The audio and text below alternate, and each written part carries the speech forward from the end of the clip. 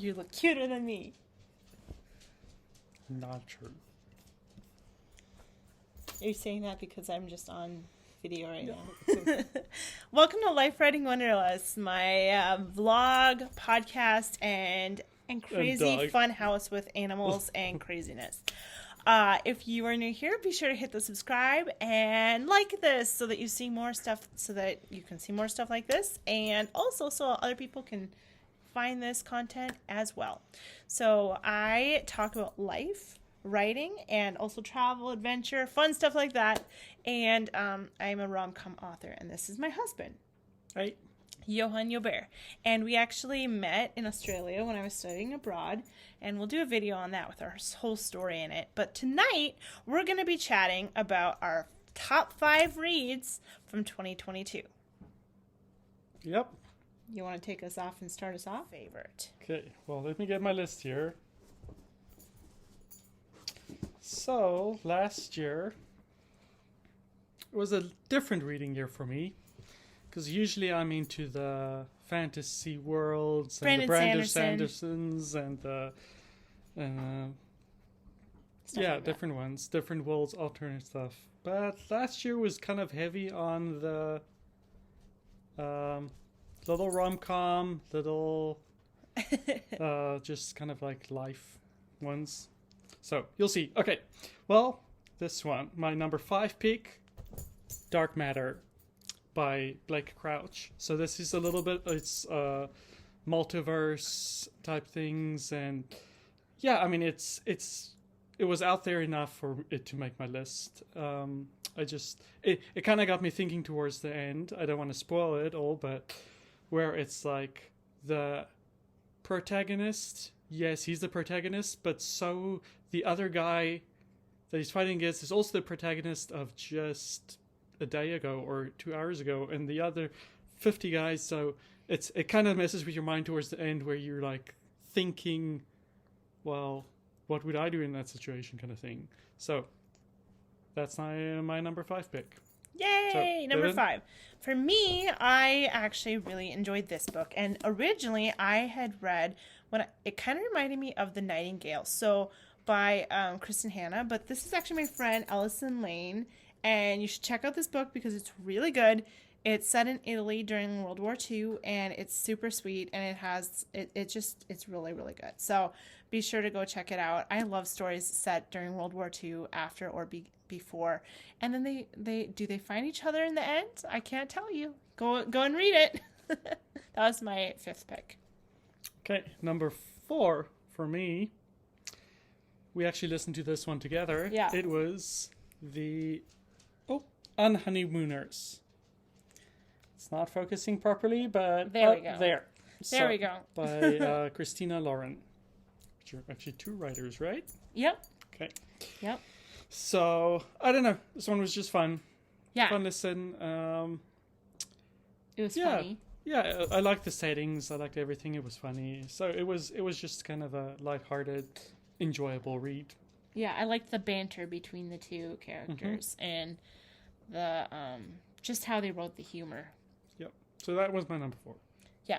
My number 4 was this book right here, and as you can probably tell, it's been through some things. It looks awful, but what a beautiful book. Oh my gosh. So this book was beautiful. So Ben Pelpant is the author, and he actually wrote this as a letter to his daughter. And they're both authors, both writers, and I just thought it was cool because he was comparing life to climbing up a mountain. And if you know anything about Johan and I, we do go hiking a lot, so I really related. And also just how he wrote this, it was so sweet. He wrote it to his daughter. So when I was reading it, I was just like feeling it, like it's just so beautiful. So if you're wanting kind of like a letter form type book and you're a writer and you want encouragement and inspiration, this is a definite read. That was my number 4. Okay. Number 3 for me. And I'm going to cheat. Shame on you. So, this series I actually started after a publishing writing conference that we were in November. So I binge read. Yeah.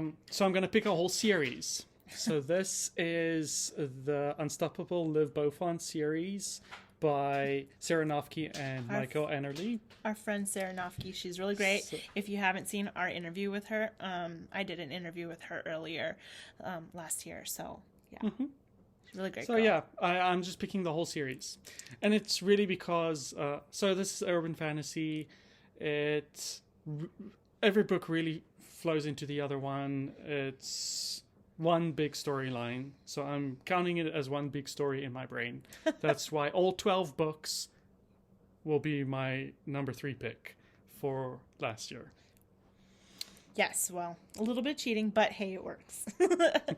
Okay, so my number 3 is, let me find it here, was The Harbinger 2. Like, this guy is amazing. He's a Jewish, he became a Christian, but he's Jewish and grew up Jewish and knows like the scriptures back and forward in Hebrew. So like it's so good because his I don't know, he wrote another one called The Harbinger, and there's another one, there's a few that he's written. Anyways, really good book. This one talked about after the this one actually talked about after the pandemic and everything, and it was just so interesting how he tied it back to ancient Israel and the Old Testament, tied it to our time. So super good. I really love him. He's so good. It would be so cool to do an interview with him. I hope in the future to do one with him. It brings the culture to life. Yeah. Things that we read. Because, like, their culture was so different back then, way back when in the Bible times. And if you, basically right now, if you went back in time and were there, you wouldn't really completely understand why they did things because it was their culture. And, well, just like if one of them came back and lived in our time, they'd be like, what the heck? So anyways, that's my number. What number are we on? Number 3. That was my number 3. I really enjoyed that one. Okay, number 2. So, of course, this is a movie already, and I watched the movie first. Book is better. Surprise, surprise. So it was Safe Haven by Nicholas Sparks. I really enjoyed this book. It was especially the backstory of the abuse on her, that she had to go through and how she actually had to get away, which does not get shown in the movie very well. There's so much more in the book. So if you've seen the movie but you haven't read the book, that part really elevated it a lot. And you said the bad guy was like a lot worse and creepy. Yeah, it was worse in the book. Yeah. He did a great job in the movie too, the actor. But I feel like the abuse and the cleverness on her end, she had to be really smart to get away. That is shown in the book so much better. So that was my number 2. Really enjoyed it, and I still have to listen to that and read that because I haven't read that one yet. Mm-hmm. He's a good writer. Yeah, I always go back to like The Notebook and A Walk to Remember. Such good ones. You haven't read them. Give him a chance. He's thinking about the movie with Ryan Gosling, right? Yeah. Well, I still like the movie. I still like him as Noah Calhoun. Okay. So that was number 2. So number 2 for me was this one right here by Ilana Molstein, and she's amazing, you guys. This book is amazing. And so she lost like 100 pounds. So like you can see a picture of her there before and her after.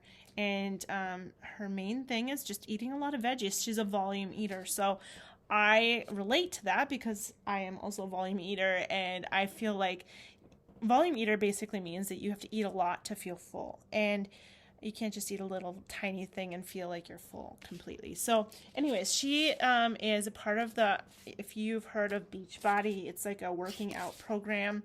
And they've got like nutrition programs. Anyways, this is one of the programs. I think it's called the 2B Mindset, I think. 2B Mindset. Yeah, 2B Mindset. And but this book is really good. She goes through it. There's actually like some like recipes in here that are really good. Mm-hmm. We really like the bacon, dates, coleslaw salad. Really good. When I heard that, I was like, no, but it's really good. I actually wouldn't mind having that again sometime soon.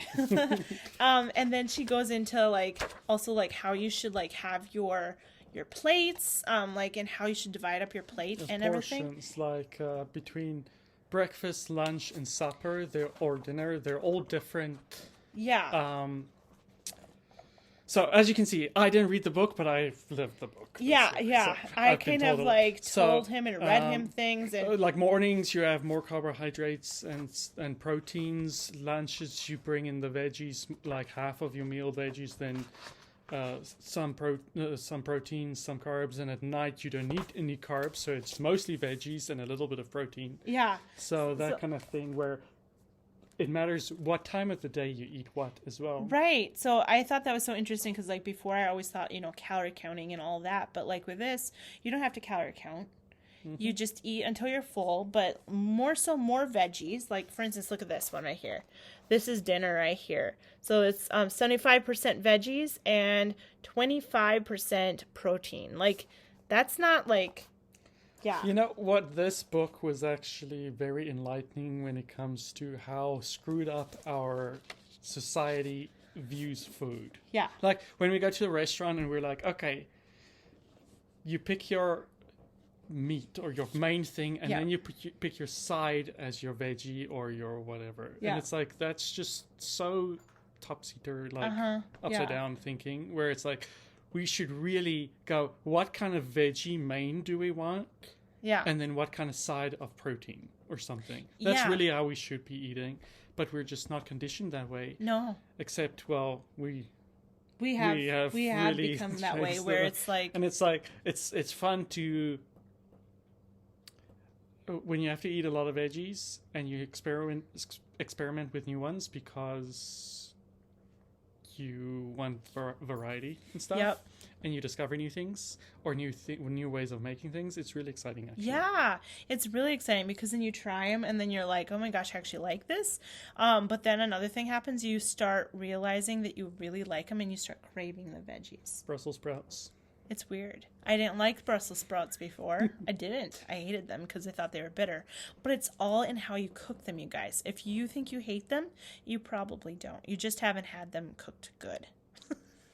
And that's another thing too. I realized, like, I live in the Midwest. I grew up here. We don't really spice our foods very much. Our veggies are kind of bland. So of course a lot of people grow up here thinking, ugh, I don't like veggies because they taste bad. Well, it's because we don't know how to spice them. We don't. Well, I've trained you well. He's taught me African, how. He's South African, South African and Australian. We just add spice and herbs and stuff until it tastes we amazing. hear that voice from our ancestors saying, "This is enough, child." And we're like, okay. There was a meme on that.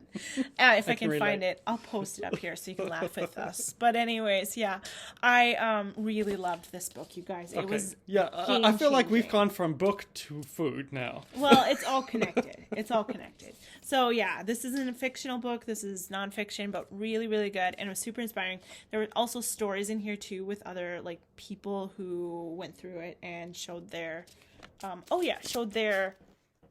transformation, and it was quite amazing. Oh, and also it's cool is because we put this into practice, and like seriously, like we would continue losing weight even while eating chocolate, having cake for dessert. Yeah, it's like kind of like this where she has it written where how I dropped 100 pounds enjoying carbs, cocktails, chocolate, and how you can too.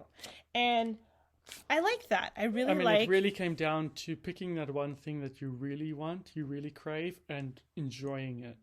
It makes me think of Maggie, our dog, which you saw jump up here. She has high quality treats that she really likes. Mm-hmm. Do you hear Luna snoring? I hear him snoring. Sorry, our little black kitty over here. He just started snoring and we can hear it. And I was just like, is that being picked I up hope by you the don't think camera? that sounds something weird, but no, it's him snoring over there, I swear. If we can get him, that's hilarious. We'll share the snore, but he is so loud with his adorable. Story. Cute. But yeah, such a good book, you guys. I definitely recommend going and getting it. It's worth it. Like seriously, it's worth it. You don't need the program. It's very overpriced. But I mean, if you do want it, you can get the program too. But this has everything in it. Okay, my number one. He wants to share his number one. Okay. So, Well, Another Nicholas Sparks one. This too. is my number 1 too. This is good. The Wish, that was his latest one that he actually brought out last year. And it was yeah. I listened to it halfway, and then Devin and I went on a trip to Yellowstone, and I'm like, you know what? You're gonna have to listen to this. I'm just gonna start it from the beginning. I'll listen to it again. So we listened to it again. It's the type of book where I remember where we were with that part of the book, where we were driving. It's kind of ingrained in certain sections, and it's very good. It's phenomenal. Of course, they're turning it into a movie sometime in the future. I hope they do a good job with it. It was sad, great, beautiful. Everything. Obviously, Nicholas Sparks. Beautiful kind of love thing. story and beautiful tears, beautiful happy moments too. But it's just a story that really stuck with you. And I mean, we ended up finding a dog a little while later and naming her Maggie. The main character's name is Maggie. Yeah. It kind of just stuck. We just kind of both came up with the name at the same time. We're just because we're like, that just sticks. Yeah. This little puppy that was abandoned in the middle of North Dakota somewhere next to the road, drove back from Mother's Day and saw her there, and took a while to get her to trust us to come to us so we can actually just put her in the car. Yeah. But yes, anyway, so relating back to the story, it's like that kind of same like a little girl brokenness and who's that broken kind of, and alone and just yeah that was my first pick too. Mm-hmm. Yeah, I really liked that. And then I did have one bonus book, and I don't know if you have a bonus book. I don't have a bonus book. Do you think you can think of one? I can go through my Audible list. I am a He is a reader. I'm an audiobook reader. He's an audio reader. Yes. Well, and that is a thing. That is a thing. That is a thing. Okay, so I am a little bit of everything. I like to read on my Kindle, but I really like having the print book. I do like listening to it too. Listening to the books too. I mean, I can give you one that I actually haven't finished yet. It's very long and it's nonfiction. And it was just kind of eye-opening with what was going on behind the scenes of a lot of things. So it's by Kellyanne Conway. It is Here's the Deal, book she brought out last year. So if you don't know who she is, she was the press secretary. No, she was the campaign manager for the Trump campaign in 2016, and then an advisor during his presidency. At least, during his presidency, especially in the first few years. So her book, it was kind of very eye-opening, reading a lot of things that went on behind the scenes and how it came that was happening. Yeah, but as I said, I haven't actually finished it. But yeah, I think it's a good bonus book. Yeah. Yep. Yeah. Well, my bonus book was this one right here. It's called When to Walk Away: Finding Freedom from Toxic People. There are so many toxic people in our world today, aren't there? I mean, in work, in daily life, and yeah, it's crazy. But this book was so good, and it talked about basically kind of like, if I read the back of it to you, it says, have you ever counted how many times Jesus walked away from toxic people, or let toxic people walk away from him? The answer may surprise you. And I just thought that was so cool, because this whole book was like focused on Jesus walking away, because you never think that he'd walk away from someone, right?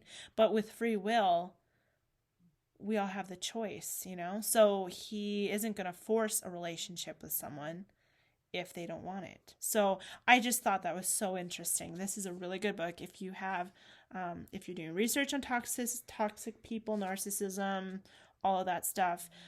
This is really a good book. I definitely recommend it. And I think that was our 5 books, right?